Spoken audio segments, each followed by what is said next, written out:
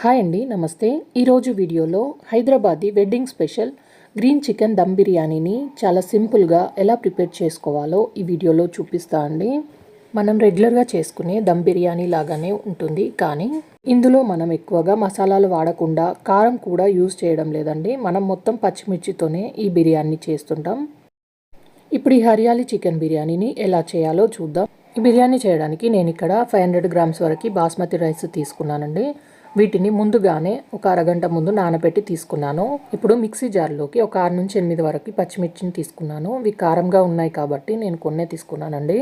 ఇప్పుడు ఒక కప్పు వరకు పుదీనా, ఒక కప్పు వరకు చిన్నగా కట్ చేసుకున్న కొత్తిమీర వేసుకొని, అలాగే ఒక 10 వరకు వెల్లుల్లిని పొట్టు తీసుకొని వేసుకోవాలి. ఇప్పుడు ఇందులో 2-3 ఇంచుల అల్లం ముక్కని ఇలా ముక్కల్లాగా కట్ చేసుకొని తీసుకొని దీన్ని మెత్తగా గ్రైండ్ చేసి పేస్ట్ లాగా తీసుకోవాలండి.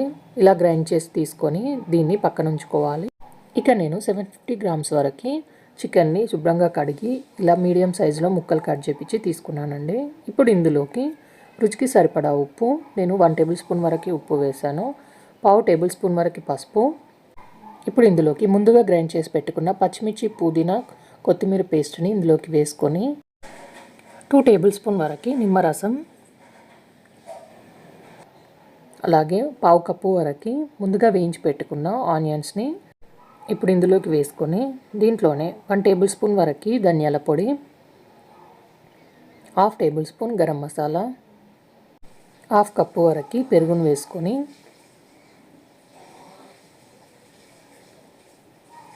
ఇప్పుడు ఇందులోకి 4 to 5 టేబుల్ స్పూన్ వరకు ఆయిల్ని వేసుకోవాలి.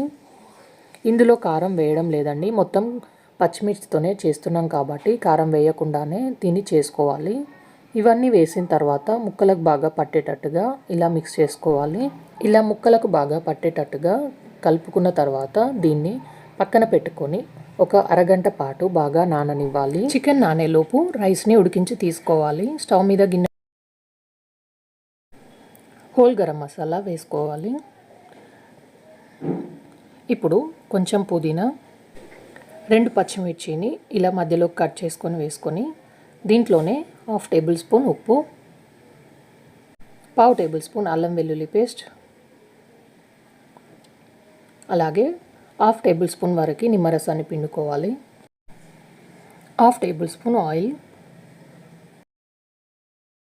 ఇవన్నీ వేసిన తర్వాత ఒకసారి మిక్స్ చేసుకోవాలి. ఇప్పుడు ఈ నీళ్ళని బాగా మరగనివ్వాలి. ఈ నీళ్ళు మరుగుతున్నాయి కదండి, ముందుగా నానబెట్టుకున్న 500 గ్రామ్స్ వరకు బాస్మతి రైస్ని ఇందులోకి కొద్దిగా వేసుకుంటూ రైస్ని మొత్తం వేసుకున్న తర్వాత మధ్య మధ్యలో కలుపుకుంటూ ఈ రైస్ మొత్తం 70% ఉడికే వరకు ఉడికించుకోవాలండి.